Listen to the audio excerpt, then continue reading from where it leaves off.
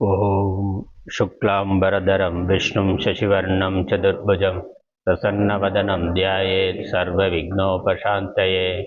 या देवी स्तूयते नित्यं विबुधैर्वेदपारगैः सा मे वसतु जिह्वाग्रे ब्रह्मरूपा सरस्वती। निधये सर्वविद्यानां विषजे भवरोगिणां गुरवे सर्वलोकानां दक्षिणामूर्तये नमः। श्रीदक्षिणामूर्तिसुदेशिकेन्द्रं द्वैपायनं सूत्रकृतं मुनीन्द्रं श्रीशङ्करं भाष्यकृतं यतीन्द्रं मद्देशिकं चापि नमामि विद्यै। ॐ सहना भवतु सहनौ भुनक्तु सह वीर्यं करवावहै तेजस्विनावधीतमस्तु मा विद्विषावहैः। ओम शांति शांति शांति।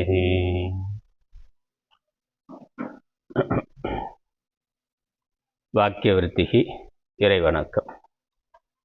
सर्गस्थिति प्रलय हेतुमचिन्त्य शक्तिं विश्वेश्वरं विदित विश्वमनन्तमूर्तिं निर्मुक्त बंधनमपार सुखाम्बुराशिं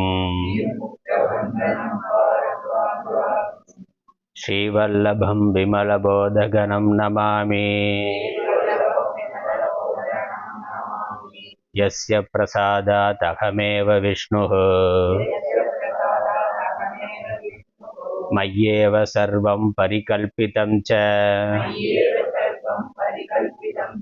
इत्थं विजानामि सदात्मरूपम् तस्याङ्घ्रिपद्मं प्रणतोऽस्मि नित्यम्।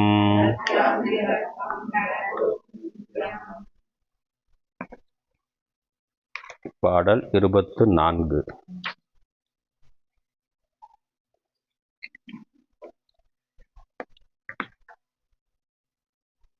புத்திரவித்தாதயோ பாவாः यस्य शेषतया प्रियाः द्रष्टा सर्वप्रियतमः सोऽहमित्यवधारय।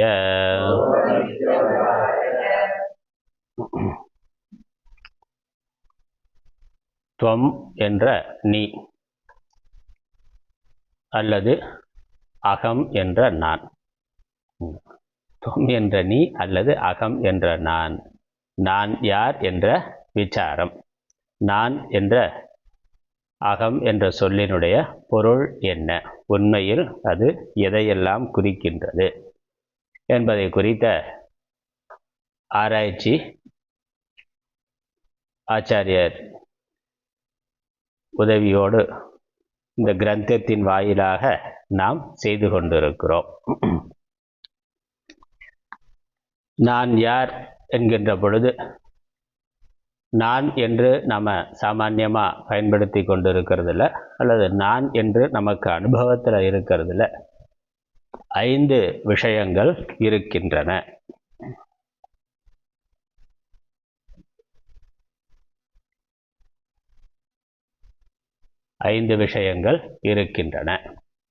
ஒன்று ஸ்தூல சரீரம், ஸ்தூல உடம்பு. அடுத்தது இரண்டாவது சூக்ஷ்ம சரீரம், மனசு புத்தி சித்தம் அகங்காரம் கர்ம இந்திரியங்கள் ஞான இந்திரியங்கள் பிராணன் இவை சேர்ந்த ஒன்று சூக்ஷ்ம சரீரம். மூன்றாவது இந்த இரண்டிற்கும் காரணமாக இருக்கின்ற காரண சரீரம் என்ற அவித்யா காரண சரீரம். நான்காவது இந்த இவை மூன்றும் இருப்பதற்கு காரணமாக இயங்குவதற்கு காரணமாக இருக்கின்ற ஆத்ம சைத்தன்யம், ஆத்மா. அதாவது ஆத்மாவுக்கு துரியம் என்று ஒரு பெயர், துரியம்னு பேர். துரியம்னா 4ன்னு அர்த்தம், 4வது என்ற அர்த்தம். இந்த ஸ்தூல சூக்ஷ்ம காரணம் இந்த மூன்றுக்கும் வேறாக 4வதாக இருக்கக்கூடியது துரியம் என்று பெயர். அதுக்கப்புறம் இந்த ஆத்மாவினுடைய பிரதிபிம்பம் இந்த ஜடமான சரீரங்களோட சேர்ந்து செயல்படுகின்றது. அதுக்கு சிதாபாசன்னு பேர். அந்தக்கரண பிரதிபிம்ப சைத்தன்யம் சிதாபாசன். அந்த ஜீவன் என்று நம்மால் சாதாரணமாக அகங்காரமாக அறியப்படுவது, உணரப்படுவது. நான் நான் என்று நம்ம சாமான்யமாக பயன்படுத்தி கொண்டிருக்கக்கூடிய அந்த ஜீவனாகிய நான் இந்த சிதாபாசன் என்பதுதான். சரீரத்தோடு சரீரத்தில் அபிமானம் கொண்டிருக்கக்கூடிய அந்த ஜீவாத்மா, ஜீவன். அதுக்கு சாஸ்திரம் சிதாபாசன், அது சித்தினுடைய பிரதிபிம்பமாக அந்த கரணத்தில் ஏற்பட்டிருக்கு. ஏன்னா இந்த அந்த கரணம் அல்லது ஸ்தூல சூக்ஷ்ம சரீரங்கள் ஜடமானவை, ஆத்மா சேத்தனமானது. ஆத்மா தானே நேரடியாக எதையும் செய்வது இல்லை. அதே சமயம் ஆத்மானுடைய அந்த சைத்தன்ய அம்சம் இந்த ஜடமான சூக்ஷ்ம சரீரத்தோடு சேர்ந்து அதை இயங்கச் செய்கின்றது.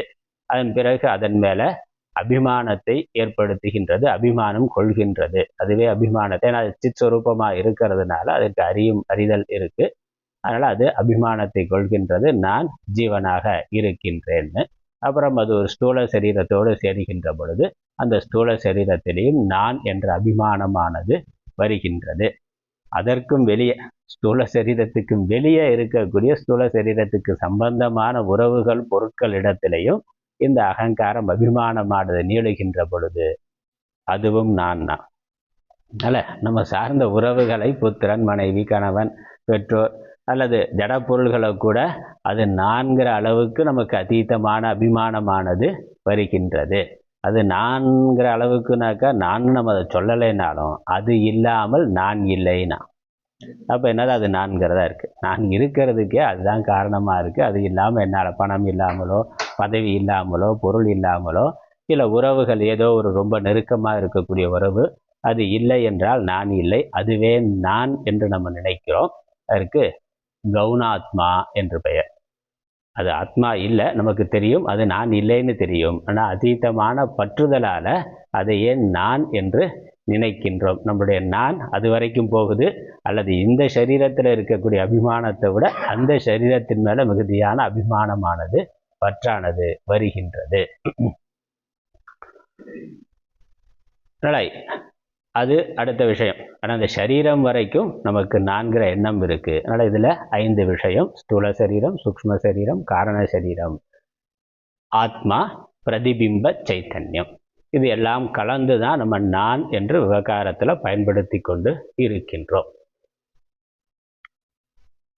இப்படி இவைகள் கலந்து இருக்கு. இதில் எது சத்தியம்? எல்லாமே சத்தியமா? எல்லாமே உண்மை பொருளா? இல்லை ஒன்றை சார்ந்திருப்பதாக இருக்கின்றதா? அப்படி சார்ந்து இருக்கிறதுனா எது எதை சார்ந்து இருக்கின்றது? அதுதான் நமக்கு விசாரத்துக்குரிய விஷயம்.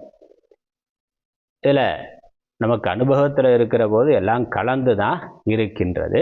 இதில் ஒன்று மட்டும் தனியாக, ஆத்மா மட்டும் தனியாக இருக்கும். ஆனால் ஜீவபாவம்ங்கிறது வராது. ஆத்மா அது இந்த சரீரத்துக்கு மட்டுமல்ல, உலகத்தில் இருக்க எல்லா சரீரத்துக்கும் ஆதாரமாக இருக்குது. அது ஒன்று தான். அதனால் அது நிர்விகாரமாக, நித்தியமானதாக, பூர்ணமானதாக இருக்கின்றது. ஆத்மா மாத்திரம் இருந்தால் அங்கே எவ்விதமான விவகாரமும் இல்லை, எந்த செயல்பாடும் இல்லை. அதனால் சம்சாரங்கிறதோ அல்லது முக்தி என்பதோ இல்லை. அது மாத்திரமாக, அது பூர்ணமாக இருக்கின்றது. அதுக்கப்புறம் இந்த ஸ்தூல சூக்ஷ்ம காரண சரீரங்கள் இவை மட்டும் தனியாக இருந்து செயல்படுமானா செயல்படாது. ஏன்னா இது ஜடமானது. இந்த ஆத்மா, பிரதிபிம்ப சைத்தன்யம், அப்புறம் 3 சரீரங்கள். ஆத்மா மட்டும் தனியாக இருந்தால் அது மாத்திரம் இருக்கிற பொழுது சிருஷ்டியே இல்லை, எவ்விதமான விவகாரமும் இல்லை. அதேனா அது நிர்விகாரமாக இருக்குது, பூர்ணமாக இருக்குது. அதனால் அங்கே சம்சாரம்ங்கிறத பேச்சுக்கே இடம் இல்லை. சரி, ஆத்மா பிரதிபிம்ப சைத்தன்யம் அது மட்டும் தனியாக இருக்குமான்னா அதுவும் தனியாக இருக்காது. ஏன்னா அந்த 2 மட்டும் இருக்க முடியுமான்னா, ஆத்மாவும் பிரதிபிம்ப சைத்தன்யம் மட்டும் இருக்க முடியுமான்னா அதுவும் இருக்க முடியாது. ஏன்னா பிரதிபிம்ப சைத்தன்யம் ஏற்படணும்னா அதுக்கு ஒரு ஆதாரம் வேணும். ஒரு நிழல் ஏற்படணும், ஒரு பிரதிபிம்பம். கண்ணாடியில் ஒரு பிரதிபிம்பம் நம்ம முகம் தெரியுதுன்னா, கண்ணாடியில் பார்க்குற ஒரு முகம் தெரியுதுன்னா அது பிரதிபிம்பம், அது நம்மளுடைய பிரதிபிம்பம். அந்த பிரதிபிம்பம் அந்த கண்ணாடிங்கிற ஆதாரம் இல்லாமல் ஏற்படாது. அதனால் பிரதிபிம்பம் வரணும்னாக்கா அதற்கு ஒரு ஆதாரமானது தோன்ற வேண்டும், இருக்க வேண்டும். அதனால் இந்த ஸ்தூல சூக்ஷ்ம காரண சரீரங்கள் இவைகள் தேவை. அதிலையும் இந்த ஆத்மா பிரதிபிம்ப சைத்தன்யம் காரண சரீரம் அது மட்டும் இருந்தாக்க அது பிரளயம். அங்கேயும் விவகாரம் இல்லை, பிரளயம் அல்லது தூக்கம். தூக்கத்தில் என்ன இருக்கு? இந்த 3 மட்டும் இருக்கு. ஆத்மா இருக்கு, பிரதிபிம்ப சைத்தன்யம் இருக்கு, அப்புறம் அவித்யா விருத்தி அவித்யா இருக்கு. அப்போ அங்கேயும் விவகாரம் இல்லை, சிருஷ்டி இல்லை, அவித்யில தூக்கத்தில் இருக்கிறோம். அல்லது பிரளயம் அப்படிங்கிறது சமஷ்டி பிரளயம்ங்கிறது அப்படித்தான் இருக்கு. அவித்யா காரண சரீரம் மாத்திரம் இருக்கு. ஸ்தூல பிரபஞ்சம் சூக்ஷ்ம பிரபஞ்சம் அந்த சிருஷ்டிங்கிறது வெளிப்படாமல் அவ்வியக்த நிலையில இருக்கு. அதான் பிரளய அவஸ்தை. அதுதான் நமக்கு தனிப்பட்ட முறையில் பார்த்த தூக்க அவஸ்தைங்கிறது. அதுக்கப்புறம் ஆத்மா பிரதிபிம்ப சைத்தன்யம் காரண சரீரம் அதோட சூக்ஷ்ம சரீரத்தையும் சேர்த்து கொண்டு அது 4 மட்டும் இருக்குமானா இருக்கும். அதான் பேய் பிசாசு. ஸ்தூல சரீர சம்பந்தம் இல்லாமல் சூக்ஷ்ம சரீரத்தோட மட்டும் அது சம்பந்தப்பட்டு இருந்து விவகாரம் பண்ணால் அது தனி ஒரு அவஸ்தை. ஆனால் அது ரொம்ப நாளைக்கு இருக்க முடியாது, கொஞ்சம் காலம் இருக்கு, அவ்வளோதான். எப்பொழுதும் அது இன்னொரு ஸ்தூல சரீரத்தில் இருந்து தான் அது செயல்படுறதுக்கு ஒரு வீடு வேணும். ஸ்தூல சரீரத்தில் இருந்து தான் அது செயல்படும். இப்போ சாஃப்ட்வேர் இருக்குன்னா சாஃப்ட்வேர் தனியாக வேலை செய்யாது, அது இருந்து வேலை செய்யறதுக்கு ஒரு ஹார்ட்வேர் வேணும். ஹார்ட்வேர் இருக்கணும், அதில் போட்டு தான் நம்ம அதை பயன்படுத்திக்கிறோம். இல்லை ஹார்ட்வேர் மட்டும் போதுமானா, சாஃப்ட்வேர் இல்லாமல் இருந்தால் ஹார்ட்வேர் வெறும் ஜடம், அது ஒன்றும் பண்ணாது. அப்போ ஸ்தூல சரீரமும் தேவை. அப்போ இந்த 5ம் சேர்ந்து தான் நமக்கு உலகமாக விவகாரமாக இருக்கின்றது. இதில் 5ல் எது உண்மை பொருள் என்று பார்த்தா ஆத்மா ஒன்றே உண்மை பொருள். இந்த ஸ்தூல சூக்ஷ்ம காரண சரீரங்கள் ஆத்மாவினுடைய சத்தை வாங்கி கொண்டு அது இருப்பதாக தோன்றுகிறது. அதனால் இதுவும் தனியாக சத்தா இல்லை. துவைத்த மதங்கள் இது தனி சத்துன்னு சொல்லு, பிரகிருதி புருஷன் தனித்தனி 2மே சத்துன்னு துவைத்த மதங்கள் சொல்லுது. வேதாந்தம் என்ன சொல்லுதுன்னா இது ஆத்மாவினுடைய இருப்பை வாங்கி கொண்டு தான் இருப்பதாக விளங்குகின்றது. இப்போ அந்த சித்தம்சம் வெளிப்படாமல் சத்தம்சம் மட்டும் இருந்து ஒரு தோற்றம் இருந்தால் அதுதான் ஜட பதார்த்தங்கள். அதனால் இந்த உலகம் இல்லை உடல் இதில் இருக்கக்கூடிய இருப்புத்தன்மை அது ஆத்மாவை சார்ந்தது, அது தானே இருப்பது போல விளங்குகின்றது. அதனால் அது சதாபாசம். இப்படி சித்துக்கு ஆபாசம் மாதிரி சத்துக்கு ஆபாசம், சத்தினுடைய ஆபாசமாக இருக்குது. இப்போ நகை அப்படின்னு சொல்கிற பொழுது நகை இருக்கிறது அப்படின்னு சொன்னால் அந்த நகையோட இருப்புத்தன்மை அதுக்குன்னு சுதந்திரமான இருப்புத்தன்மை இருக்கான. தங்கத்தை விட்டுட்டு கேவலம் நகை மாத்திரம் இருக்கிறதுன்னு சொல்ல முடியாது. நகை இருக்கிறதுன்னு சொன்னாலும் அதனுடைய அந்த இருப்புத்தன்மை தங்கத்தை சார்ந்தது. தங்கத்தோட இருப்பை வாங்கி கொண்டு அதன் மேலே தான் ஏறி உட்கார்ந்து கொண்டு ஒரு தோற்றமாக இருக்கின்றது. அல்லது நகை இருக்கிறதுன்னு சொல்கிற பொழுது அது அந்த வடிவத்தை மட்டும் குறிக்குது. நகைன்னு ஒரு தோற்றம். ஏன்னா தங்கம் இருக்கிறதுங்கிற பொழுதும் தங்கம் இருக்குது. அப்புறம் நகை இருக்கிறதுன்னு சொன்னால் இப்போ தங்கத்துக்கு நகைக்கு என்ன வித்தியாசம்? தங்கத்தை நகையாக மாற்றின பிறகு அங்கே ஒரு வித்தியாசம் இருக்குது, ஒரு வேறுபாடு இருக்குது. தங்கமாக மட்டும் இருக்கிற பொழுது அது பயன்பாட்டுக்கு வரவில்லை, பயன்படுத்த முடியாது. தங்கம் நகையாகிற பொழுது அங்கே பயன்பாட்டுக்கு வருகின்றது. அப்போ நகை இருக்கிறதுன்னு நம்ம சொல்கிற பொழுது தங்கத்தின் மேலே தோற்றுவித்த அந்த தோற்றத்தை சொல்லுகின்றோம். தங்கம் ஒரு வடிவத்துக்கு வருகின்ற பொழுது தங்க நகை இருக்கிறதுன்னு சொல்கிறோம். ஒன்று நகை இருக்கிறதுங்கிற பொழுது அந்த இருப்புத்தன்மை தங்கத்தை சார்ந்தது, அல்லது அந்த நகைங்கிற தோற்றம் வந்த பிறகு தான் நம்ம நகை இருக்குன்னு சொல்கிறதுனால நகைக்கு ஒரு இருப்புத்தன்மை இருக்குன்னு சொன்னாலும் அந்த இருப்புத்தன்மை ஒரு வெளிப்பாடு மாத்திரம். அது வெளிப்பாடு மாத்திரம், அது ஒரு தோற்ற மாத்திரம். வாஸ்தவமாக தங்கம் நகைன்னு 2 பொருள் ஆகலை. தங்கம் தான் உண்மை பொருள், நகைங்கிற ஒரு தோற்றம் தங்கத்தின் மேலே அமர்ந்திருக்கின்றது. அதுதான் அத்தியாசம்னு சொல்கிறோம். அது மேனிஃபெஸ்டோ வெளிப்படாமல் இருந்து வெளிப்பட்டு இருக்கிறது. அப்போ என்ன சொல்லணும்? தங்கம் நகையாக இருக்கிறது. நகை இருக்கிற பொழுது தங்கமானது நகையாக இருக்கின்றது, நகைங்கிற ஒரு ரூபத்தில் இருக்கின்றது. அதே தான் இங்கே ஆத்மாவும். ஆத்மா மாத்திரம் இருந்தால் ஆத்மா இருக்கிறது. அப்புறம் அந்த உடல்ங்கிற உபாதியோடு அது சேர்ந்து இருக்கிற பொழுது ஆத்மாவானது உடல் என்ற உபாதியோடு அல்லது உடல்ங்கிற உபாதியில் வெளிப்பட்டு இருக்கின்றது. அதான் பிரதிபிம்ப சைத்தன்யம். அவர் வெளிப்பட்டு இருக்கிற பொழுது இந்த சிதாபாசன் இருக்கிறான், நான் இருக்கிறேன், ஜீவன் இருக்கிறான்கிற பொழுது அது ஆத்மாவானது உபாதியோடு சேர்ந்து இருக்கின்ற பொழுது அது ஜீவனாக இருப்பதாக விளங்குகின்றது. உபாதி இல்லைன்னா அது மாத்திரம் இருக்கு, உபாதியோடு சேர்ந்து இருக்கிற பொழுது ஒரு ஜீவாத்மாவாக இருப்பதாக இருக்கின்றது. அதுவே சமஷ்டி உபாதியோடு சேர்ந்து இருக்கிற பொழுது பரமாத்மாங்கிற வார்த்தையில சொல்றோம். ஆத்மா ஒண்ணுதான். சமஷ்டியா சொல்ற பொழுது சமஷ்டி உபாதி என்று எடுத்துக்கொண்டு சமஷ்டி ஸ்தூல சரீரம், சூக்ஷ்ம சரீரம், காரண சரீரம் அடுத்த தத்துவ விசாரத்துல பார்க்க போறோம். அதனால சமஷ்டியா பார்க்கிற பொழுது சமஷ்டி பிரபஞ்சம், சூக்ஷ்ம ஸ்தூல பிரபஞ்சம், சூக்ஷ்ம பிரபஞ்சம், காரண பிரபஞ்சம். அப்ப அதோட சேர்த்து சொல்ற பொழுது பரமாத்மா இல்லைன்னா ஆத்மாதான். ஆத்மா பிரம்மங்கிறதா.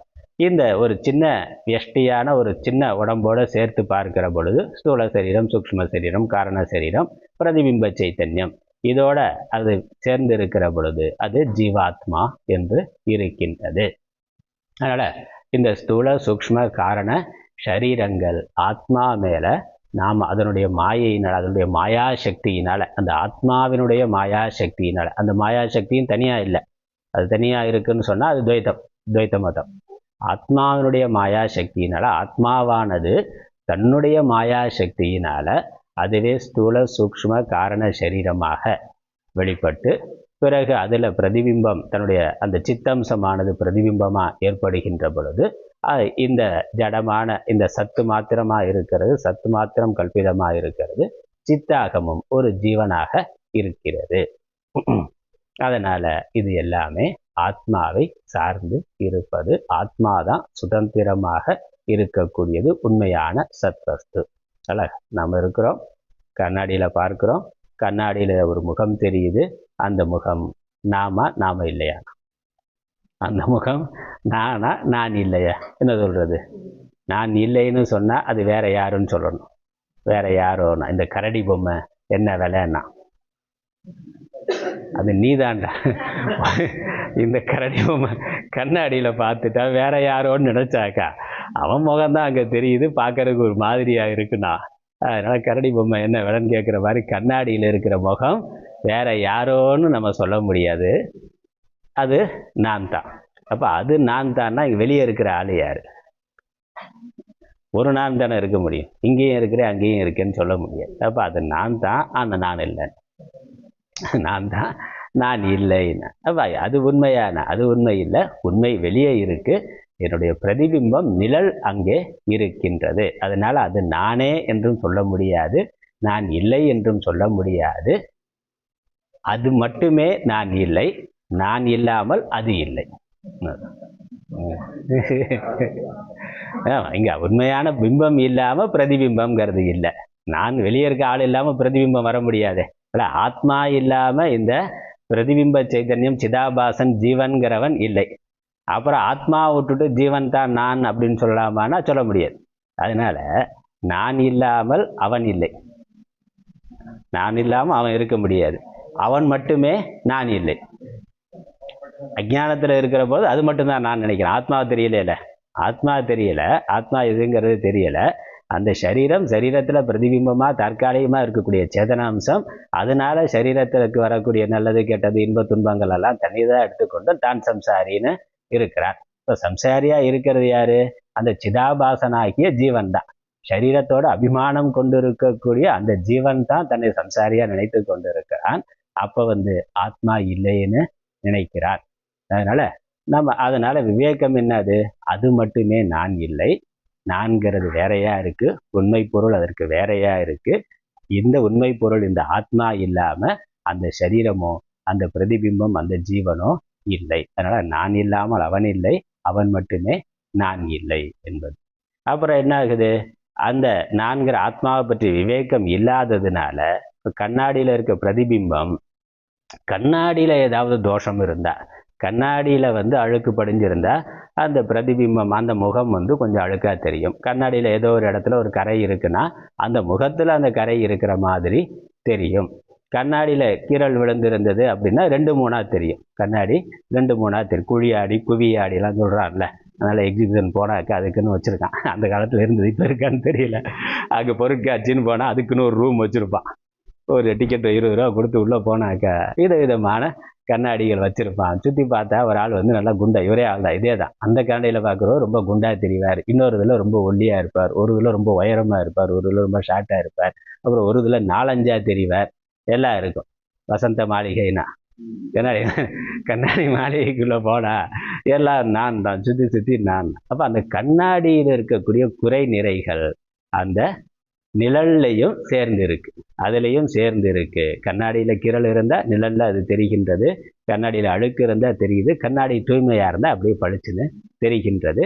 இல்லை கண்ணாடி 4-5 துண்டுகளாக இருந்தால் அந்த நிழலும் 4-5 இருக்கு. கண்ணாடி உடஞ்சி அழிஞ்சு போச்சுன்னா நிழலும் போய் விடுகிறது.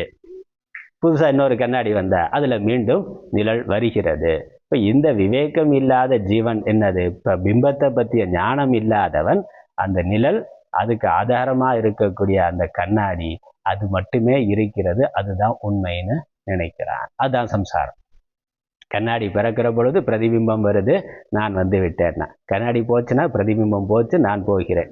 அப்புறம் கண்ணாடியினுடைய மாறுபாடுகள் எல்லாம் அந்த நிழலையும் தாக்கிறதுனால, நிழல்லையும் இருக்கிறதா தெரியறதுனால நான் சம்சாரி, நான் சுகி, நான் துக்கி, இப்படி அப்படின்னு எல்லா விதமான விகாரங்களும் வருது. ஆனால் உண்மை என்னது? இதெல்லாம் வெறும் நிழல் மாத்திரம். உண்மையிலே இருக்கிறது அதற்கு வேறான ஆத்மா முகம் வந்து வெளியே இருக்கு. கண்ணாடி இருக்க முகம் 4 தெரிஞ்சாலும் வெளியே இருக்கிற முகம் 1 தான். அது அழுக்கா தெரிஞ்சாலும் தூய்மையாக தெரிஞ்சாலும் அதனால வெளியே இருக்க முகத்துக்கு எவ்விதமான மாறுபாடும் இல்லை. அதுதான் விவேகம். அதுதான் விவேகம். ஆத்மா இந்த 4க்கும் வேறாக இருக்கு. ஸ்தூல சூக்ஷ்ம காரண சரீரங்களுக்கு வேறாக இருக்கின்றது. இந்த சிதாபாசனுக்கும் வேறாக இருக்கின்றது. அதான் 23வது பாடல்ல சொன்னார். இந்த சித்த விருத்தியானது விஷயங்களை 22, 23 அதான் பார்த்தோம். சித்தை பத்தி சொல்ற பொழுது இந்த அந்தக்கரண விருத்தியானது வெளியே இருக்கக்கூடிய பொருட்களை பிரகாசிக்கின்றது. இப்ப சிதாபாசன் அந்த கரணத்தோட சேர்ந்து இந்திரியங்கள் வழியா புறப்பொருள்களை பார்க்கிறான். அந்த கரணம் அதுல சிதாபாசன் இருக்கிறான், அவன் தான் நான் அப்படின்னு வைத்துக்கொண்டு நான் பார்க்கிறேன், நான் கேட்கிறேன்னு சொல்லி விஷயங்களை பற்றிய அறிவு சித்த விருத்தியில வருகின்றது. ஆனா அதற்கும் வேறா இருக்கக்கூடிய ஆத்மா அது அதை பிரகாசிக்கின்றது. அது சிதாபாசனையும் பிரகாசிக்கின்றது, அந்த சித்த விருத்திகளை பிரகாசிக்கின்றது. அப்போ அந்த சிதாபாசன்கிற வார்த்தையை ஆச்சாரியர் பயன்படுத்தலை, அங்கே அந்த கருத்து இருக்கின்றது. விருத்திகள் விஷயங்களை பிரகாசிக்கின்றன, அந்த புத்தி விருத்திகளை ஆத்மா பிரகாசிக்கின்றது. அதனால புத்தி விருத்தி வேற, ஆத்மா வேற. ஒரு கடத்துக்கு வேறாக அதை பார்ப்பவன் கடத்துக்கு வேறான், குடத்தை பார்ப்பவன் குடத்துக்கு வேறானவன். அதே மாதிரி விருத்திகளை அறிபவன் அந்த விருத்திகளுக்கு வேறானவன். அது ஆத்மா. அந்த விருத்திகளோட ஒரு ஆத்மாவுடைய சைத்தன்யாம்சம் இருக்கிறதுனால அந்த விருத்தி தானே தன்னை நான் என்று உணர்கின்றது. அதான் பிரச்சனை. அதனால இந்த சம்சாரத்துக்கு அதுதான் காரணமாயிருக்கு, இந்த விவேகம் இல்லாதது.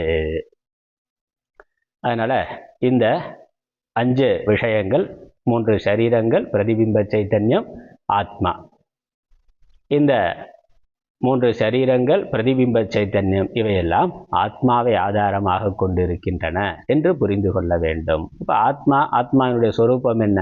சத்து சித்து ஆனந்தம், சச்சிதானந்தம்ங்கிறதா ஆத்மாவினுடைய சொரூபம். அது எப்படிங்கிறத தான் இந்த பாடல்களில் தெளிவுபடுத்தியிருக்கிறார். இதெல்லாம் நான் இல்லை, ஸ்தூல சரீரம் முதலானவை நான் இல்லைங்கிறதுக்கு 11வது பாட்டிலேருந்து 17வது பாட்டு வரைக்கும் வந்தது, 18வது பாட்டு வரைக்கும், 16வது பாட்டு வரைக்கும், 17, 18, 19, சரி 20, 18, 19, 20 வந்து சத்தம்சத்தை, ஆத்மா சச்சிதானந்த சுரூபத்தில் சத்தம்சம்ங்கிறத 18, 19, 20 பாடல்கள் விவரித்தன. 21, 22, 23 2 பாட்டில் ஆத்மாவுடைய சித்தம்சமானது காட்டப்பட்டது. 24, 25 ஆத்மாவினுடைய ஆனந்த அம்சம் காட்டப்படுகின்றது. அதான் பார்த்து கொண்டு இருக்கிறோம். அதனால ஆத்மா ஆனந்த ஸ்வரூபம். எப்படி ஆனந்த ஸ்வரூபம்? அதற்கான யுக்தியை சொன்னார். இந்த பிரியம், அன்பு என்பது எங்கே ஏற்படும்னா, எங்கே சுகம் இருக்கிறதோ அங்கே அன்பானது ஏற்படும். எங்கெங்கெல்லாம் சுகம் இருக்கோ அங்கே பிரியமானது ஏற்படும். அதுலேயும் எங்கே சுகம் அதிகமாக இருக்கோ அங்கே பிரியமானது அதிகமாக ஏற்படும், அங்கே அன்பானது அதிகமாக இருக்கும். உண்மையிலேயே நாம் எதை விரும்புகிறோம், நமக்கு என்ன தேவை, எதை நாம் விரும்புகிறோம்னா, உண்மையிலேயே நம்ம விரும்புகிறது சுகத்தை தான் விரும்புகின்றோம். நாம் விரும்புகிறது இந்த உலகத்தில் இருந்து இன்பத்தை. அந்த இன்பம் எங்கிருந்து கிடைக்கின்றதோ அந்த இன்பத்தை தருகின்ற பொருள், அது பொருளாக இருக்கலாம், மனிதர்களாக இருக்கலாம், ஜீவர்களாக இருக்கலாம், அதன் மேலே நமக்கு அன்பானது வருகின்றது. அந்த சுகம் அதிகரிக்கிற பொழுது அன்பு அதிகரிக்கின்றது. சுகம் குறைந்தால் அன்பு குறைகின்றது. மாறுபட்டு சுகமே வரலைன்னா அன்பானது வெறுப்பாக மாறுகின்றது, கோபமாக, பகையாக, விரோதமாக ஆகின்றது. அதான் உண்மை. இது நமக்கு மட்டும் இல்லை, நாம் மட்டும்தான் சுயநலமாக இருக்கோமானா உலகத்தில் இருக்கக்கூடிய எல்லா ஜீவராசிகளும் அது அப்படித்தான் இருக்கின்றது. அதனால் அன்பு இன்பத்தை அடிப்படையாக கொண்டதாக இருக்கின்றது. இதில் உலகத்தில் பொருள்கள் மேலே அன்பு இருந்தாலும் மிக அதிகமான அன்பு நமக்கு எங்கே இருக்கிறது? ஒவ்வொரு ஜீவனுக்கும் மிக அதிகமான பிரியம் எங்கே இருக்குன்னு பார்த்தா தன்னிடத்தில் தான் இருக்கின்றது. அதனால் என்ன? தான் அதிக சுக சுரூபம், அதிகமான சுகத்தை உடையவனாக தான் இருக்கின்றான். அதனால் எங்கே அதிகமாக சுகம் இருக்கோ அங்கே அதிகமான அன்பு இருக்கும். மிக அதிகமான அன்பு தன்னிடத்தில் இருக்குங்கிறதுனால தான் சுகஸ்வரூபம் என்பது இருக்கின்றது என்பது உண்மை. ஆனாலும் அந்த சுகஸ்வரூபம் தெரியலை. நல்ல முடிவு என்ன? ஆத்மா சுகஸ்வரூபங்கிறதுக்கான யுக்தி இது. ஒவ்வொரு மனிதனாலும் தானே அதிகமாக படுகிறான் என்பதனால தான் சுகஸ்வரூபம், ஆத்மா சுகஸ்வரூபம். நான் சுகஸ்வரூபமா இல்லையாங்கிற கேள்வி சாஸ்திரம் சொல்லிருச்சு, யுக்தி சொல்லிருச்சு, யுக்திபூர்வமாக சொல்லியாச்சு, அதெல்லாம் சரி. ஆனால் எனக்கு அனுபவம் அப்படி இல்லையே. நான் தானே உலகத்திலே அதிகமான பெரிய சம்சாரி, அதிகமான துக்கிங்கிறது தானே. எல்லாரும் கடவுளை எனக்கு மட்டும் ஏன் இந்த கஷ்டத்தை கொடுக்குறேன்னா, அப்போ தான் மட்டும் அதிகமான துன்பத்தில் இருக்கிறதா, மற்றவங்கெல்லாம் சுகமாக இருக்கிற மாதிரி நாம் நினைக்கின்றோம். உண்மை. அப்போ நான் சுகஸ்வரூபம், நீ சுகஸ்வரூபம் சாஸ்திரம் சொல்லுது, யுக்திபூர்வமாக இப்படி யோசித்து பார்த்தாலும் நான் சுகம்ங்கிறது வருது. உண்மையிலே சுகம் நம்முடைய சொரூபமா இல்லையாங்கிறது கேட்கப்பட வேண்டிய, யோசிக்கப்பட வேண்டியது, அடுத்து விசாரம் பண்ண வேண்டியது இது. சுகம் இருக்கா இல்லையா, சுகம் நமக்கு அனுபவத்தில் இருக்கா இல்லையா, அது யோசிக்கப்பட வேண்டியது. உண்மையிலே நம்ம சுகஸ்வரூபங்கிறதும் அது நம்ம அனுபவத்தில் இருக்குங்கிறதும் உண்மைதான். அதான் உண்மை. அனுபவத்தில் இருக்குது, நாம் அப்படி தான் இருக்கிறோம். ஆனால் அதை பற்றி விவேகம் இல்லாமல் இருக்கிறோம். ஒரு குழந்தை இருக்குது, சின்ன குழந்தை, கை குழந்தை இருக்குதுன்னு வச்சுக்கலேன். படுத்திருக்கக்கூடிய குழந்தை, இன்னும் குப்பரை கூட படுக்க முடியாது, ரொம்ப குட்டி கை குழந்தையாக இருக்குது, படுத்திருக்குன்னா அது சுகமாக இருக்கா துக்கமாக இருக்கான்னா? சுகமாக தான் இருக்குது. சந்தோஷமாக கை காலை ஆட்டிக்கொண்டு சிரித்து கொண்டு இருக்குது, வேறு எதுவும் இல்லை. அது சந்தோஷமாக இருக்கிறதுக்கு என்ன காரணம்னா, ஏதாவது டிவி பார்த்ததா? என்ன டிவி பார்க்குற அளவுக்கு வரலை.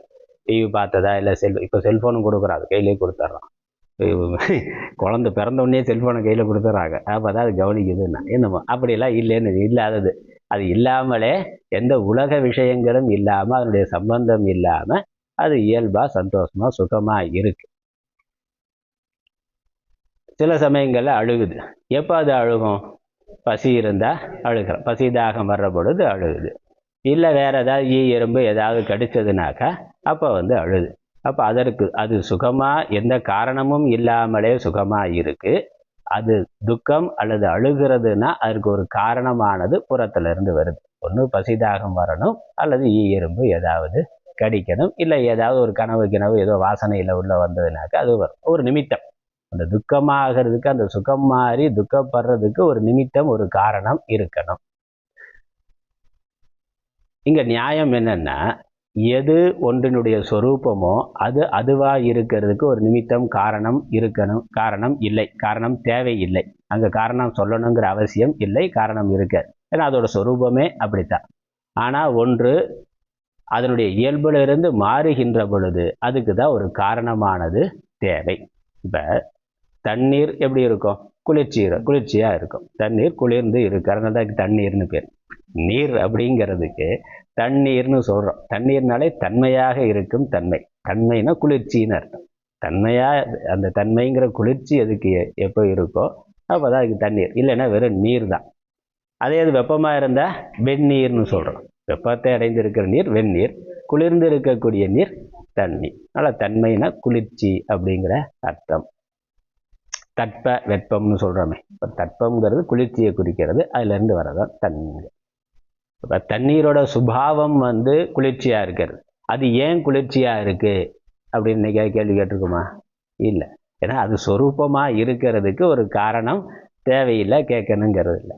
அதே தண்ணீர் வெப்பமாச்சுன்னா, ஏன் வெப்பமாக இருக்குது, ஏன் தண்ணி இவ்வளவு சூடாக இருக்குன்னா, ஒன்றும் வெயிலில் இருக்குது, இல்லை அடுப்பு மேலே இருக்குது, ஏதோ ஒன்று ஒரு வெப்பமுடைய நெருப்போட ஒரு சம்பந்தம் அதற்கு வர்ற பொழுது அதற்கு வெப்பமானது வருகின்றது.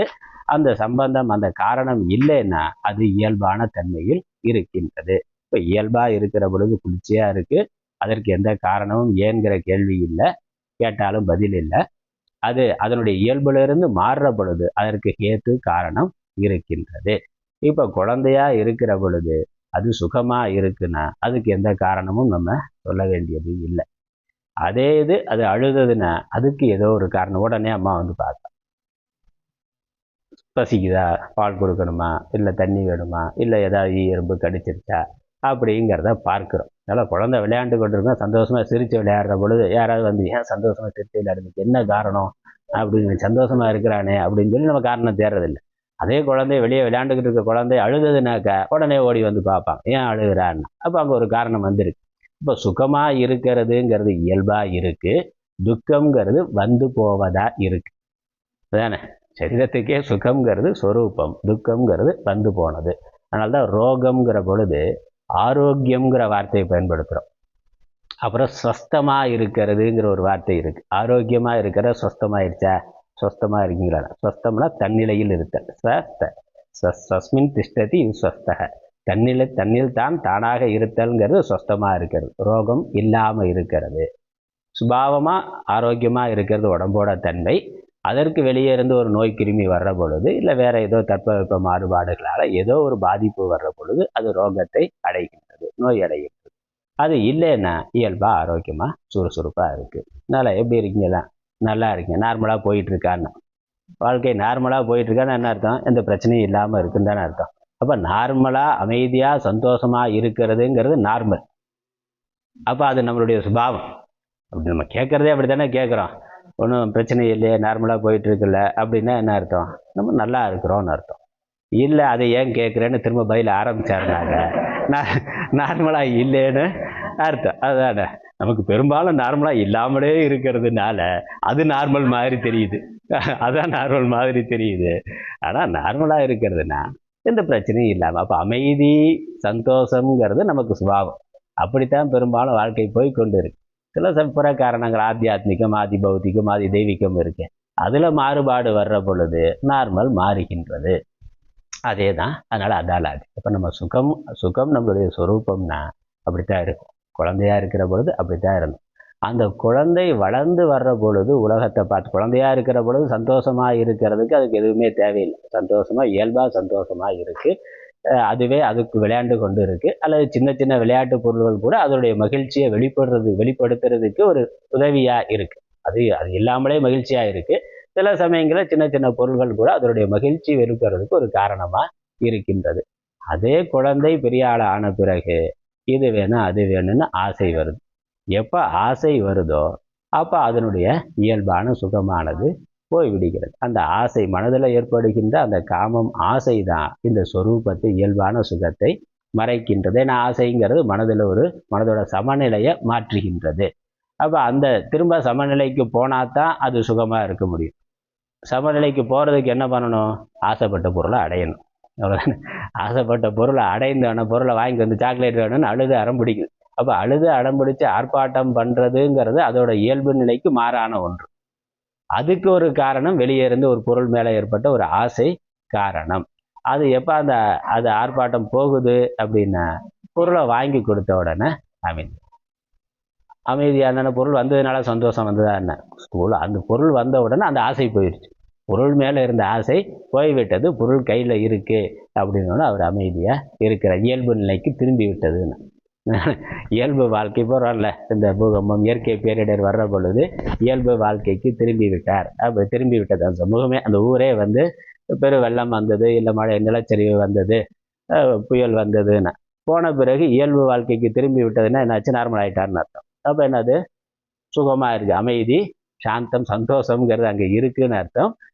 இந்த பேரிடர்னால அது மாறுபட்டது, இயல்பு நிலை திரும்பி விட்டது. அந்த மாதிரி ஆசை வந்ததுனால குழந்தையோட இயல்பு நிலை, அந்த இயல்பாக இருக்கக்கூடிய சந்தோஷமான மனநிலை மாறியது. பொருள் கிடைத்த உடனே மீண்டும் இயல்பு நிலைக்கு அது திரும்பி விட்டது. அப்போ இந்த இயல்பு நிலை மாறாமல் இயல்பு நிலைக்கு வர்றதுக்கு அல்லது இயல்பு நிலையிலே நாம் இருக்கிறதுக்கு ரெண்டு. ஒன்று, ஆசைப்பட்ட பொருளை அடைகிற பொழுது இயல்பு நிலை வரும். ஆசையே வராமல் இருந்தால் இயல்பு நிலையிலே இருக்கலாம். அதான் சன்னியாச நிலை. அவன் ஆசையே வராமல் எப்போ இருக்க முடியும்னா ஆத்ம ஞானத்தினால. ஆசையை மனதில் ஆசை இல்லைன்னா சரணம் இல்லை. ஆசை படப்பட ஆய்வரும் துன்பங்கள் ஆசை விட விட ஆனந்தமாக. அதெல்லாம் ஆசை ஆசை இருக்கிறதுனால ஆனந்தம் போகுது. ஆசை நீங்கினா ஆனந்தம் வருது. இப்போ ஆசையை நீக்கிறதுக்கு ரெண்டு வழி. பொருளை அடைகிறதுனால ஆசை நீங்கலாம், அல்லது ஆசையை நாமளே நீக்கலாம். பொருளை அடைகிறதுனால ஆசை நீங்குச்சுன்னா பொருள் நிரந்தரமாக இருக்காது, மாறுபடும். பொருள் போயிட்டாலும் துக்கம், இருக்கிற பொழுதே மாறிட்டாலும் துக்கம். லவ் பண்ணுற மாதிரி கல்யாணம் அதுக்கப்புறம் இல்லைன்னா அதே ஆளுதான். அந்த ஆண் பெண் அதே ஆளுதான். நீ காதலிக்கிற போது வேற பேசுனா அப்போ வேற முகம், அப்போ இருந்தது வேற முகம். கல்யாணம் ஆனதுக்கப்புறம் அதுவே மாறி விட்டதுன்னா மாறிடுதுல்ல. பொருள்களோட இயல்பு அதான். டிவி வாங்குற பொழுது இருக்கா, டிவி வாங்குற பொழுது எல்லா பொருளுமே வாங்குற போது நல்லா இருக்குது. 1 வருஷம் 2 வருஷம் முக்கியமாக வாரண்டி இருக்கிற வரைக்கும் கரெக்டாக இருக்கும். அது வரைக்கும் நல்லா போகுது. அப்போ அதிலிருந்து வரக்கூடிய சுகம் வருது, ஆசை நிறைவேறுகிறது. அப்புறம் பொருள் இருக்கு, ஆனால் அந்த சுகம் வரலை. அதனால பொருளே துக்கத்துக்கு காரணமாக ஆகி விடுகிறது. அப்புறம் என்ன பண்ணணும்? எக்ஸ்சேஞ்ச் பண்ணணும். எக்ஸ்சேஞ்சில் போட்டு அடுத்த பொருளை வாங்கணும். அப்போ பொருள், அந்த ஆசை பொருளை அடைகிறதுனால ஆசையை நீக்குகின்ற பொழுது, பொருள் மாறுகின்ற பொழுது அந்த ஆசை திரும்ப மாறுபடுகிறது. அந்த மன அமைதிங்கிறது போகின்றது. அதே பொருளை சாராம பொருள் இல்லாமலே ஆசை எழாம மனதை பார்த்து கொண்டோம்னா மனசு அமைதியாகவே இருக்கும். அதனால இந்த சுகம்ங்கிறது சாந்தம்ங்கிறது நமக்கு இயல்பானது. சுகம் சாந்தம்ங்கிறது நம்மளுடைய இயல்பான தன்மை. குழந்தையிலிருந்து பார்த்தா தெரியும். குழந்தையா இருக்கிற பொழுது அப்படித்தான் இருந்தோம், தூக்கத்துல அப்படித்தான் இருக்கும். வளர்ந்த பிறகும் தூங்குற பொழுது எந்த பொருளுமே இல்லை. நம்ம தூக்கத்துக்கு இதெல்லாம் வேணும்னு ஒரு பெரிய போட்டு ஏசி எல்லாம் போட்டு பெரிய மெத்தையெல்லாம் போட்டு எல்லாம் போட்டு தூங்கணும். தூங்கினதுக்கப்புறம் அதெல்லாம் ஏதாவது தெரியுதாண்ணா? தூங்குறதுக்கு இதெல்லாம் இருந்தால் சரியெல்லாம் இருந்தால் நல்லா தூங்க முடியும் நினச்சி ஏற்பாடு பண்ணி வச்சுருக்குறோம். ஆனால் என்னென்னா ஏசி ரூம் சாரோன்னா அங்கே ஏசி ரூமில் உட்காந்துட்டு மனதில் கவலை இருந்தால் தூக்கம் வராது. அதே வாட்ச்மேன், அந்த பங்களா வாட்ச்மேனு, அவர் அங்கே சேரில் உட்காந்துட்டு கொசு கடியில் உட்காந்து தூங்கிட்டு இருக்கிறார். யாரும் தூங்கக்கூடாது விழிச்சிருக்கணும்னு அவருக்கு அந்த வேலையை கொடுத்தோமோ அவர் ஆனந்தமாக தூங்கிட்டு இருக்கிறார். அவன் பாதுகாப்பில் நம்ம நல்லா தூங்கலான்னு நினைச்சாலும் தூக்கம் இல்லாமல் தொடர்ந்து படுத்துக்கிட்டு இருக்கிறார். எல்லா வசதியோட கொசு வேலை இருக்குது, இங்கே ஏசி இருக்குது, எல்லாம் இருக்குது, தூக்கம் இல்லாமல் இருக்கிறார். அவன் எதுவும் இல்லாமல் ஆனந்தமாக தூங்கிட்டு இருக்கிறார். அப்போ என்ன சுகம் இருக்கு, எந்த பொருளும் இல்லாமல். சுகத்துக்கும் இந்த பொருளுக்கும் காரணம் இல்லை. தூங்கினதுக்கப்புறம் இந்த பொருள்லாம் இருக்குங்கிற நமக்கு தெரிய போகிறது இல்லை. தூக்கம் இயல்பாக வந்துட்டாலே நமக்கு அது தெரிய போகிறதில்ல. அப்போ சுகமாக தூக்கத்தில் இருக்கிற பொழுது சுகமாக இருக்கிறோம். எந்த பொருளினுடைய சார்பும் இல்லாமல் எதிர்பார்ப்பும் இல்லாமல். குழந்தையா இருக்கிற பொழுதும் அப்படித்தான் இருந்தோம். அப்புறம் ஆசை, இந்த ஞானத்தினால இந்த ஆசைகளை நீக்கினா நமக்கு அது இயல்பாக ஆகிவிடும். அதனால்தான் ஆறா இயற்கை அவா நீப்பின் அந்நிலையே பேரா இயற்கை தருங்கிற. அவாறுத்தல்ல ஆறா இயற்கைனா அடங்காத இயல்பை உடைய ஆசை. ஆறா இயற்கை அவாங்கிறது ஆசை. ஆசைக்கான அப்ஜெக்டிவ் என்னன்னா ஆறா இயற்கைனா அடங்காது. அது இப்போதும் ஆறவே ஆறாது, எப்பொழுதும் டெம்டேஷன் பண்ணிக்கிட்டே இருக்கும். ஒன்று போச்சுன்னா அடுத்தது, அவ்வளோதான். ஒன்று போனால் அடுத்ததுன்னு சொல்லி ஆசைக்குரிய பொருள்கள் மாறிக்கொண்டு இருக்கலாம், ஆசை மாறாது, அது அப்படியே இருக்கும். அதான் ஆறா இயற்கைனா. அந்த ஆசையை நாம் முயற்சியினால் நீக்கணும்னா, பொருளை அடைஞ்சு நீக்கிறது இல்லை, பொருளை யாதனின் நீங்கி. அது முதல்ல சொல்கிறார் முதல் பாட்டில், யாதனின் நீங்கியான் நோதல்னா. இதெல்லாம் வருறியோ அதிலிருந்து வரக்கூடிய துன்பம் இல்லை. அதுக்கப்புறம் அந்த பொருள் வேணுங்கிற ஆசையும் விட்டுட்டேன்னா, ஆசையே நீங்கிட்டா அது பேரா இயற்கை தரும். பேரா இயற்கைன்னா பெயரா இயற்கை, பெயர்ந்து போறதுன்னு சொல்றோமே. அப்போ மாறாத இயற்கை, சொரூபமான இயற்கை, சொரூபமான ஆனந்தமானது அந்த ஆசை நீங்கிய நிலையே கொடுக்கும். ஏன்னா ஆனந்தம் சொரூபமா இருக்கு, அது வெளிப்படும். அந்த ஆசையா அந்த சுகமானது வெளிப்படும். அதனால என்னென்ன ஆத்மா ஆனந்த ஸ்வரூபம். அதனால ஆத்மா ஆனந்த ஸ்வரூபங்கிறது இத்தனை யுக்திகளால் நமக்கு தெரிகின்றது. அந்த ஆத்மா நான் என்று அவதாரைய அதனால் 24வது பாட்டு தான் நம்ம பார்த்து கொண்டு இருக்கிறோம். அதோட விஷயம் என்னது? இதுதான் விஷயம். புத்திர வித்தாதயக பாவாக, புத்திரன் தனம் முதலான பதார்த்தங்கள், எஸ்ய சேஷத்தையா, யாருடைய சேஷமாக, எவருக்கு அங்கமாக, இதெல்லாம் எனக்கு இருக்கு அப்படின்னு சொல்லி என்னுடையதுங்கிற பாவனையினால அதன் மேலே பிரியமானது வருகின்றது. நான் அது இருந்தால் எனக்கு சுகம், அதனால் என்னுடையதுங்கிற எண்ணத்தில் சுகம் இருக்கு. ஆனால் அதை பார்த்து கொண்டு இருக்கக்கூடிய ஆத்மா சர்வ பிரியதமாக, அவன் மேலான பிரியம் உடையவனாக, பிரியத்திற்கு பிரிய சுரூபமாக அவன் இருக்கின்றான். ஏன்னா மற்ற எல்லா பொருளை விட நாம் நம்மையே விரும்புகின்றோம். புறப்பொருள்களை அதிலிருந்து வரக்கூடிய சுகத்துக்காக விரும்புகிறோம். நமக்கு நம்ம மேலே மிக அதிகமான சுகம் இருக்குங்கிறதுனால நாமே சுகஸ்வரூபம். அதனால் இங்கே ஒரே ஒரு வித்தியாசம்தான். அந்த நிபந்தனைக்குட்பட்ட பிரியம், புறப்பொருள்களில் இருக்கக்கூடிய பிரியமானது, அன்பானது ஒரு கண்டிஷன், ஒரு நிபந்தனைக்குட்பட்ட பிரியம். இதிலிருந்து அது வரைக்கும் எனக்கு சுகம் இருக்கோ அது வரைக்கும் எனக்கு பிரியம் இருக்கு, அதான் நிபந்தனை. அது சுகத்தை தரதுனால பிரியம். எது வரைக்கும் சுகமோ அது வரைக்கும் பிரியம். சுகம் இல்லைன்னா பிரியமானது போய்விடும். அப்போ அந்த பிரியம், புறப்பொருள்கள் மேலே இருக்கக்கூடிய பிரியமானது நிபந்தனைக்குட்பட்ட பிரியமாக இருக்கின்றது. அதே ஆத்மா தன்னிடத்தில் இருக்கக்கூடிய பிரியமானது எவ்விதமான நிபந்தனையும் இல்லாததாக இருக்கின்றது. எந்த கண்டிஷனும் இல்லை. எனக்கு ஒருவனுக்கு தன்மேல் இருக்கக்கூடிய அன்புக்கு இது இருந்தா இப்படின்னு எதுவும் கிடையாது. அது எப்பொழுதுமே இருக்கின்றது. அதனால் எந்த நிபந்தனையும் இல்லாத பிரியம் ஆத்மாவிடத்தில் இருக்கின்றது. மற்றதெல்லாம் நிபந்தனைக்குட்பட்ட பிரியமாக இருக்கின்றது. அதனால் எல்லாவற்றை காட்டிலும் மிக பிரியமுடையதாக இருக்கிறதுனால, எவ்விதமான நிபந்தனையும் இல்லாத பிரியமுடையதாக இருக்கிறதுனால அது நம்முடைய சொரூபமே ஆனந்தம் என்பதை, ஆத்மாவுடைய சொரூபம் ஆனந்தம். அப்போ தற்கொலை பண்ணிக்கிறானேன்னா அதுவும் அதில் அந்த துக்கத்தை தாங்க முடியாமல் தற்கொலை பண்ணிக்கிறான். மனசு அந்த துக்கத்தை தாங்கி கொள்ளக்கூடிய சக்தி உடையதாக இல்லை. ஆகவே தற்கொலை பண்ணிக்கிறான். அவன்கிட்ட உன்னுடைய எல்லா பிரச்சனையும் நான் தீர்த்தர்றேன், தற்கொலை பண்ணிக்கிறியான்னா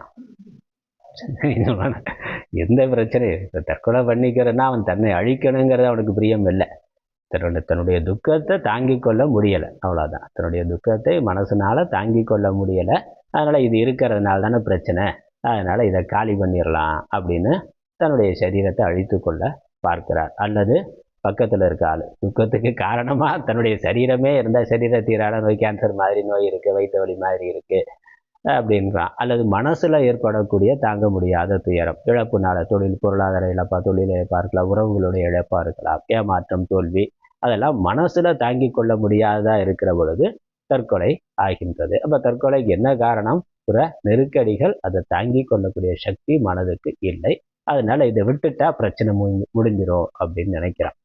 யாராவது அல்லது கடவுளே உன்னுடைய கடன் தொல்லையை நான் சரி பண்ணிடுறேன்னா, உன்னுடைய இஎம்ஐலாம் நான் கட்டிடுறேன், உனக்கு கவலைப்படாத அப்படின்னு அவனுக்கு என்ன பிரச்சனையோ அந்த பிரச்சனைக்கு தீர்வு நான் தருகிறேன்னு அதுக்கப்புறம் தற்கொலை பண்ணிக்க விரும்புவானா? தற்கொலை பண்ணிக்குவானா? பண்ண மாட்டானே. அப்போ பிரச்சனை தான் தற்கொலை காரணமே உடைய, அவனுக்கு அவன் மேலே பிரியம் இல்லைங்கிறது இல்லை. பிரச்சனை தீர்ந்ததுனாக்கா சந்தோஷமாக அவர் இருப்பார். அதனால் தான் தன்னை விரும்புதல்ங்கிறது எவ்விதமான நிபந்தனையும் இல்லாமல் இருக்கின்றது. ஆகவே ஆத்மா பிரிய ஸ்வரூபம், ஆத்மா ஆனந்த ஸ்வரூபம். அதனால் ஆத்மா ஆனந்த ஸ்வரூபங்கிறத இப்படி சொல்லிட்டு அடுத்த பாட்டில் இன்னும் கொஞ்சம் அதற்கு விளக்கம் கொடுக்குறார். எப்படியெல்லாம் நமக்கு நம் மேலே பிரீத்தியானது இருக்குங்கிறதுக்கு விளக்கம். மேலும் இதே கருத்து தான் 25வது பாடல்லையும் 25வது ஸ்லோகம் படிக்கலாம். பரப்ரேமாஸ்பததயா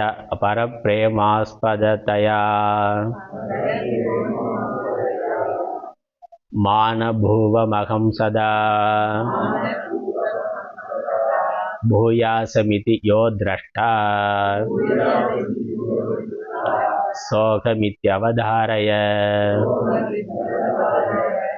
பரப்ரேமாஸ்பததயா மானபூவமகம் சதா பூயாசமிதி யோ திரஷ்டா சோகமித்யவதாரய. அகம் நான். பதம் பிரிச்சாக்கா பர பிரேம ஆஸ்பத தயா. பிரேமங்கிறது பரம பிரேமம் என்பதுதான். பரம அல்லது பர பிரேமம். பிரேமம்னா பிரியம், அன்பு. மேலான பிரியத்திற்கு ஆஸ்பதமாக, ஆதாரமாக, இருப்பிடமாக இருப்பதினால். எப்படி இருக்கு? மா ந பூவம், ந மா பூவம், அகம் சதா, பூயாசம் இதி யக திரஷ்டா, சக அகம் இதி அவதாரய. அகம் ந மா பூவம், அது ஒரு வாக்கியம். நான் இல்லாமல் இருக்கக்கூடாது, இந்த உலகத்திலிருந்து நான் இல்லாமல் போய்விடக்கூடாது. அதானே எல்லாரும் விரும்புறது. சாஸ்வதமாக இருக்கணும், நீண்ட காலம் இருக்கணும், சாகாம இருக்கணும். எல்லாரும் தவம் இருந்து என்ன வரம் வேண்டும்னாக்க அப்படிதான் அசுரன் கேட்குறான். சாகாம இருக்கணும்னு. சாகா வரம் கொடுக்க முடியாதுண்ணா. அப்போ அது எப்படி சாபத்தை ஏமாத்தலாம்னா, அதனால எனக்கு இப்படி சாவு வரக்கூடாது, அப்படி சாவு வரக்கூடாது, அது இதுன்னு சொல்லி என்னெல்லாம் காரணம் சொல்ல முடியுமோ, எப்படிலாம் கண்டிஷன்ஸ் போட முடியுமோ அதெல்லாம் கண்டிஷன் போட்டு வரமாக கேட்குறாரு. நாமளும் அதைத்தான் விரும்புகிறோம், சாகாமல் இந்த உலகத்தில் இருக்கணும். அப்போ நான் இந்த உலகத்தை விட்டு போகிறத நாம் விரும்பவில்லை, யாரும் எறும்பு கூட அதை விரும்புவது இல்லை. அப்போ என்னது? நான் சுகமாக இருக்கிறேன், அந்த சுகம் எப்பொழுதும் நான் அதை அனுபவித்து கொண்டு இருக்க வேண்டும். தனக்கு தன் மேலே மிகுதியான பிரியம் இருக்குங்கிறதுக்கான ஹேத்துவாக அதை சொல்கிறேன். எல்லாரும் மற்ற ஆள் இருக்கிறது இல்லைங்கிறத விட நான் இந்த உலகத்தை விட்டு போகாமல் இருக்கணும், நான் இங்கே இருக்கணும். ஏன்னா எனக்கு இந்த சுகமானது வருகின்றது. சுற்றி இருக்க ஆள் நான் இருக்கிறதுக்கு தடையாக யாராவது இருந்தாலும் அவனை அனுப்பிச்ச தயாராக இருப்பான், அவனை அனுப்பிச்சு விட்ருவான். நான் இருக்கிறதுக்கு தடை மட்டும் இல்லை, நான் சுகமாக இருக்கிறதுக்கு தடையாக இருந்தாலும் கூட அந்த ஆளை காலி பண்ணிடலாம், என்னுடைய சுகத்துக்கு தடையாக இருக்கிறான் அப்படின்னு. இப்போ அதெல்லாம் நிறைய பார்க்குறோம். அதுவும் இந்த காதல், போலியான காதலில் பேசலேன்னா, அல்லது இவனுடைய காதலை ஏற்றுக்கொள்ளலேன்னு சொல்லி போட்டான்னா நல்லா பார்க்குறோம். ஏற்றுக்கொள்ளலைன்னா ஆசிட ஊற்றுனா, இல்லை கத்தியை வச்சு துப்பாக்கியை வச்சு மிரட்டுறான், அதெல்லாம் பண்ணுறான். அந்த பொண்ணு இவனை விரும்பவே இல்லை. விரும்பி ஒரு நாள் பேசிட்டு ஒரு நாள் பேசாமல் போச்சு, ஏமாத்திருச்சுன்னா, துரோகம் பண்ணிருச்சு, அதனால நான் கொள்றேனால ஏதோ ஒரு நியாயம் இருக்குது. அதுவும் நியாயம் இல்லை, அது ஒரு நியாயம் இல்லை. அது திறமை பார்த்துக்கிட்டே போனால் அது இப்போ ஒரு தலையாக ஒரு லவ் பண்ண ஆரம்பித்தார், பொண்ணுகிட்ட போய் சொன்னால் ஏற்றுக்கலேன்னா, அடுத்த நாள் ஆசிடை கொண்டு வந்து ஊற்றிட்டாருன்னா, இல்லை கத்தியை வச்சு குத்துறேன்னா, அது என்ன சொல்கிறது? இப்போ என்னுடைய சுகத்துக்கு, இவன் விரும்பின சுகத்துக்கு அதை ஏற்றுக்கொள்ளலை, அதனால் எனக்கு துக்கம் தான். ஏற்றுக்கொண்டு அவன் என் கூட இருந்தால் சுகம் நினைச்சார், ஏற்றுக்கொள்ளலை துக்கம், அதனால் அது இருக்கக்கூடாதுன்னு. அதான் தெய்வீக காதல். அதான் தெய்வீக காதல். அதெல்லாம் இன்னைக்கு போடுறான். அது என்ன? அப்போ என்னாச்சு? நான் இங்கே இருக்கணும், சுகமாக இருக்கணும். நான் இருக்கிறதுக்கோ சுகமாக இருக்கிறதுக்கோ உலகத்தில் யார் எது தடையாக இருந்தாலும், அது அம்மா அப்பாவாக இருந்தாலும் சரி, அண்ணன் தம்பி அக்கா தங்கச்சியாக இருந்தாலும் சரி, யாராக இருந்தாலும் அதை காலி பண்ண வேண்டியதான்னு. அப்படி நல்ல யுகத்தில் நல்ல கல்யாணம் அதெல்லாம் பார்க்குறோம். தினசரி பேப்பரில் இதெல்லாம் நியூஸ் பார்த்தாக்க, என்னையோட நீங்கள் நிறையா பார்ப்பீங்க, உங்களுக்கு தெரிஞ்சிருங்க. அது இந்த காதலுக்காக அம்மா அப்பாவே கொள்கிற ஆளுன்னு. அதுவும் நல்ல காதலுக்காக இல்லை, கள்ள காதலுக்காக அம்மா அப்பாவை கொள்வது, தன்னுடைய குழந்தைய கொள்றதுன்னா, தன்னுடைய குழந்தைய கணவனுக்கே விஷம் வச்சு கொள்வது அப்படின்னா பார்த்தோம். இப்போ தான் தீர்ப்பு கொடுத்துருக்கான்.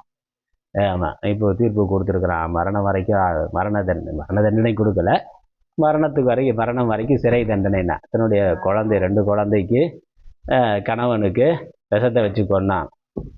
இதுக்காக நான் பிரியாணிக்காக, கள்ளக்காதலுக்காக நான் அதெல்லாம் பார்க்குறோம். அப்படி அதனால் அம்மா அப்பாவாக இருந்தாலும் சரி, அதுவும் சரி, தன்னுடைய குழந்தைகள், கணவன், யார் கொள்றதுன்னு. அப்போ நான் இருக்கணும், நான் சுகமாக இருக்கணும், அது எல்லோருமே விரும்புகிறாங்க. ஏதா இருந்தா இல்லை, எனக்கு என்னென்னா, நீ சுகமாக யாரையோ விரும்புகிற, சந்தோஷமாக இருக்கணும், நான் கூப்பிட்டு ஓடி போக வேண்டியதானே. அதுக்கு ஏன் அங்கே இருக்க ஆளை கொல்லணும்? யாரையோ விரும்புகிற, சரி சரியோ தப்போ விரும்பிட்டேன், நான் 2 பேரும் எங்கேயோ போய் ஏதோ வேறு ஊரில் போய் இருந்து வேலையை பார்த்துட்டு இருக்கலாம்ல. அவங்க குழந்தைகள் அப்பா குழந்தைய பார்த்துட்டு அவர் இருக்க போகிறாரு, இல்லை அவர் அவர் எப்படியோ இருக்க போகிறாரு. அது அதான் மோகத்தினுடைய இது. புத்தி நாஷாத் வினர்ஷத்தின் பகவத்கீதையில் பகவான் சொல்கிறாரு. அப்போ ஒரு நல்ல தர்மமான அன்பாக இருந்தால் நல்லா இருக்கணும், நம்ம தனியாக போய் இருக்கலாம் அப்படிங்கிறது இருக்கும். தன்னுடைய சுகத்துக்கு தடையாக இருக்கான்னா நீ விட்டு விலகி போயிட வேண்டியதானே. இன்னொரு ஆளை பிடிக்குது, இவன் பிடிக்கல அப்படின்னாக்க இவங்களை விட்டுட்டு தனியாக 2 பேரும் வேற எங்கேயாவது போய் இருக்கலாமே. முடியல. இப்போ இவனை கொண்டுட்டு சந்தோஷமாக இருக்க முடிஞ்சதானே? போச்சுல. அப்போ அவனும் போயிட்டான், இவனும் போயிட்டான். அவன் வாழ்நாள் முழுக்க சிறை தண்டனை ஜெயிலில் தான் இருக்கணும்னா எந்த சுகத்துக்காக நான் சந்தோஷமா இருப்போன்னு இவர்களை கொன்னார்களோ அந்த சுகமும் போச்சு, அவனும் போயிட்டான். கொன்ன பாப்பமும் வருது. குழந்தை சிசு கத்தி பாவம் வருது. குழந்தைய கொண்டதுனால பாவம் வருது, கணவனை கொண்டதுனால பாவம் வருது, இல்லை அம்மா அப்பாவை கொண்டதுனால பாவம் வருது. அது அடுத்த பிறவியில் வேலை செய்யும். அது எப்படி எந்த நரகத்தில் போய் என்ன கஷ்டம் வருங்கிறது பகவானுக்கு தான் தெரியும். ஆனால் இங்கேயே அனுபவிக்க முடியலையே, இந்த திருஷ்ட சுகத்தையே அனுபவிக்க முடியல. வாழ்நாள் முழுக்க சிறை தண்டனை அனுபவிச்சிருக்காருன்னா அப்போ அந்த விவேகமாவது வேணும்ல. அது அந்த விவேகத்தை வேலை செய்ய முடியாது. அதர்மமான விஷயம் விவேகத்தை வேலை செய்ய முடியாது. தர்மமாக இருந்தால் அதுக்கு தர்மமான ஒரு சரி இருக்க வரைக்கும் சுகமாக இருக்கலாம். நம்ம இருக்கணும், அவங்க நல்லா இருக்கட்டும், நம்ம தனியாக போய் நல்லா இருக்கலாம்னு நினச்சா அது வேற. ஆனால் அந்த மோகம், அந்த அதர்மம் சுகமாக இருக்க விட போகுது. அப்படிதான் இருக்கு. அதனால சுகம் நான் இருக்கணும், சுகமாக இருக்கணும். அதற்கு எது தடையாக இருந்தாலும் அது நீக்க தயார்னா. அதனால நான் மாம் அகம் ந மா பூவம், நான் இல்லாமல் இருக்கக்கூடாது. அப்புறம் என்னது? சதா பூயாசம், எப்பொழுதும் நான் இருப்பேனாகவும், எப்பொழுதும் நான் இருந்து கொண்டே இருக்கணும். எவ்வளவு தூரம் ஆயுளை நீட்டித்து இருக்க முடியுமோ இருக்கலாம். எவ்வளவு மருந்து மாத்திரை சாப்பிட்டாலும் சரி, எவ்வளவு செலவானாலும் சரிண்ணா, எவ்வளவு செலவானாலும் சரி, அது அப்பல்ல போனாலும் அமெரிக்கா போனாலும் எவ்வளவு செலவு பண்ணவும் தயார். அது வரைக்கும் கஷ்டப்பட்டு சாப்பிடாம தூங்காமல் இருந்து பணத்தை சம்பாதிச்சேன். அதுக்கப்புறம் வயசான பிறகு அந்த வந்த நோய்க்கு இவர் ஒழுங்காக சாப்பிட்டு ஒழுங்காக அளவாக வேலை பார்த்துருந்தாக்கா அந்த நோயே வந்திருக்காது. எந்த பணத்தை கஷ்டப்பட்டு சாப்பிடாம தூங்காமல் இருந்து சம்பாதிச்சானோ அதனால தான் நோய் வந்தது. நோய் வந்ததுக்கு காரணமே அதுதான். அப்புறம் அந்த நோயை குணப்படுத்துறதுக்காக சம்பாதித்த பணத்தெல்லாம் அவர் செலவு பண்ணாருன்னா, அப்போ சம்பாதிக்கிற இளமையில் இருந்த காலத்துலேயும் சுகத்தை அனுபவிக்கலை. வயசான பிறகு அதை வச்சு சுகமாக வாழலாம் அப்படின்னு நினச்ச பொழுதும் முதுமை நோயினால அப்பையும் அது அனுபவிக்கலைன்னா அதான் மாயை. அதுக்கு பேர் தான் மோகம்னு பேர். பூயாசம், பூயாசம்னா இருப்பேனாக, இருப்பேனா ஃபியூச்சரில் இல்லாமல் இருக்கக்கூடாது. மா ந மா பூவம்ங்கிறது இல்லாமல் இருக்கக்கூடாது. எப்பொழுதும் சதா பூயாசம் ஃபியூச்சர் டென்ஸ், எப்பொழுதும் இருப்பேன்னா இருக்க வேண்டும் அப்படின்னு விரும்புறது. பூயாசம்ங்கிறது ஃபியூச்சர் டென்ஸ். இருப்பேனாகவும் இதி என்று பர பிரேம ஆஸ்பதத்தையா, இப்படி தன்மேல் ஒருவனுக்கு நான் இப்போ இருக்கிறதும் போயிடக்கூடாது, நீண்ட காலத்துக்கு இருக்கணும் அப்படிங்கிற அந்த விருப்பம் எல்லோருக்கும் தன்னிடத்தில் இருப்பதால் தான் மிகுந்த பிரியத்திற்கு உரியவன். அதான் விஷயம். அதுக்கு தான் இந்த யுக்தி. மிக அதிகமாக விரும்புகிறேன். யாரை விரும்புகிறேன்னா என்னைத்தான் நான் விரும்புகிறேன். வேற யாரை எல்லாரும் இருக்கக்கூடாதுன்னு நினைக்கிறது இல்லை. அங்கே கண்டிஷன் இருக்குது. இல்லை, இன்னொரு ஆளை இருக்கலாமா வேணாமாங்கிறதுல கண்டிஷன் இருக்குது. அவர் எனக்கு சுகத்தை தருபவர்னா இருக்கலாம், தராதவர்னாக்கா இருக்கணுங்கிற ஒன்று கூட இல்லாமல் இருக்கலாம், இல்லை இருக்கும் எனக்கு பக்கத்தில் இருக்கக்கூடாது, அவ்வளோதான். அதனால் நீக்கிறதுன்னு. ஆனால் தன்னை நீக்கிறதுக்கு அவன் தயாராக இருக்குல்ல, தான் இருக்கணும்னு நினைக்கிறார். அதனால் மற்றவர்கள் மேலே இருக்க பிரியத்தில் நிபந்தனை இருக்குது, தன்னிடத்தில் இருக்கக்கூடிய பிரியத்துக்கு எவ்விதமான நிபந்தனையும் இல்லை. அதனால் மிக அதிகமான பிரியத்துக்குரியவராக தான் இருப்பதால் தான் சுகஸ்வரூபம், ஆத்மா சுகஸ்வரூபம் என்று புரிந்து கொண்டு நிச்சயித்து கொண்டு அதுவாய் இருப்பாயாக. அதனால யக திரஷ்டா, அதனால பிரேம பர பிரேம ஆஸ்பதத்தையா யக திரஷ்டா, அதிக பிரியத்திற்குரிய விஷயமாக யார் இருக்கிறாரோ, எந்த திரஷ்டா இருக்கிறானோ, சக அகம் இதி, அவன் நான் என்று. அப்போ அங்கே இருக்கிற ஆள் ஆத்மாதான். ஆத்மாங்கிற நான் தான். உடம்பு மனது புத்தி நான் நம்ம நினைத்தாலும் அறியாமையினால நினைக்கிறோம். உண்மையிலே ஆத்மா தான் இருக்குது. அதன் மேலே தான் நமக்கு அதிகமான பிரியம் இருக்குது. ஏன்னா அந்த ஆத்மாவுக்கு துக்கம் வருதுங்கிற பொழுது இந்த உடம்பையும் விட தயாராக இருக்கிறான். அப்போ உடம்பு நான் இல்லைங்கிறது இருக்குல்ல, அதுக்கு தான் இது. மற்ற புற விஷயத்தை விட தயாராக இருக்கிறான், இன்னொரு மனிதனை தயாராக இருக்கிறாங்கிறது வேற. இந்த உடம்பே தடையாக இருந்தால், உடம்புல கை காலில் அடிபட்டுருச்சு, இல்லை சுகர்னால இது காலை எடுத்தா தான் நீ உயிரோட இருப்பேன்னா காலை விட தயாராக இருக்கிறோமே. இந்த இருக்கிற பொழுது நான் நடக்கிறேன், நான் ஓடுறேன், நான் குதிக்கிறேன், நான் நிற்கிறேன்னு சொல்லி கால் நான்கிற உணர்வாக இருந்தது.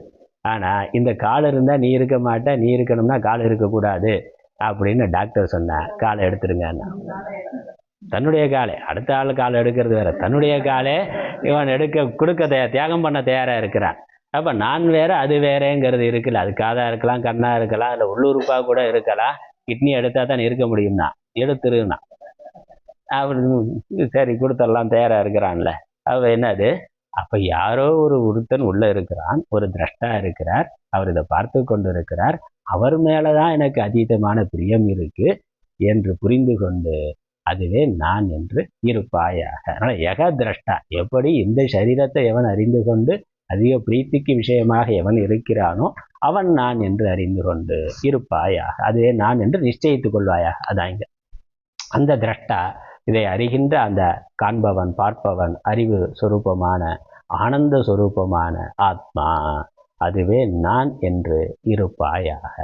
அதனால நான் சத்து சித்து ஆனந்த சொரூபங்கிறத இந்த பாடல்களில் தெளிவாக காமிச்சேன். உடம்பு நான் அல்ல, இந்த ஸ்தூல சூக்ஷ்ம காரண சரீரங்கள் நான் அல்ல, அதில் இருக்கக்கூடிய பிரதிபிம்பம் அதுவும் நான் அல்ல, நான் இவைகளுக்கு ஆதாரமான, இவைகளுக்கு வேறான சத்து சித்து ஆனந்தமான சச்சிதானந்தமான ஆத்மா என்று நிச்சயித்து கொள்வாயாக. அதான் விவேகம், ஆத்மா அனாத்ம விவேகம். அடுத்த 2 பாடல்ல 26, 27 இது வரைக்கும் சொன்ன விஷயங்களை தொகுத்து முடிவுரையா சொல்றேன். நல்லா இந்த தொம்பத விசாரம் 27வது பாடலோட முடியுது. 26, 27 இது வரைக்கும் சொன்ன விஷயங்களுடைய முடிவுரை. நான் ஆத்மா, இதெல்லாம் நான் இல்லை, நான் ஆத்மாங்கிற முடிவுரையா இருக்கு. அதற்கப்புறம் தத்பத விசாரம் 28வது ஸ்லோகத்திலிருந்து தொடங்குகின்றது. 26வது பாடலை படிக்கலாம். எஸ் சாட்சி லக்ஷணः அது சரி. எஸ் சாட்சி லக்ஷணோ போதः त्वं पदार्थस्थ उच्यते साक्षित्वमपि बोद्धृत्वम् अविकारितयात्मनः यस् साक्षि लक्षणो बोधः त्वं पदार्थस्थ उच्यते साक्षित्वमपि बोद्धृत्वम् அவிகாரிதயாத்மனः. இப்படிய விளக்கத்தை அடுத்த வகுப்பில் பார்க்கலாம். அடுத்த வகுப்பு நாளை மாலை, ஞாயிற்றுக்கிழமை நாளை மாலை 4:30 மணிக்கு நம்ம வாக்கிய விருத்தி வகுப்பு. அடுத்த வகுப்பு நான் அப்போ 2 நாள் லீவுன்னு நினைக்கிறாங்க. அடுத்த வாக்கிய விருத்தி வகுப்பு ஞாயிற்றுக்கிழமை நாளை மாலை 4:30 மணிக்கு சாயந்தரம். அப்போ அடுத்து இப்போ இன்னைக்கு அடுத்த 2 வகுப்பும் முண்டகோபனிஷத் சாம்ஜியோட வகுப்பாக இருக்கும். சரி. ஓம் ஈஸ்வரோ குருராத்மேதி மூர்த்தி பேத விபாகினே व्योमवत्याप्तदेहाय दक्षिणामूर्तये नमः. ஓம் பூர்ணமதः பூர்ணமிதம் பூர்ணாத் பூர்ணமுதச்யதே பூர்ணஸ்ய பூர்ணமாதாய பூர்ணமேவாவசிஷ்யதே. ஓம் சாந்தி சாந்தி சாந்தி. ஹரி ஓம்.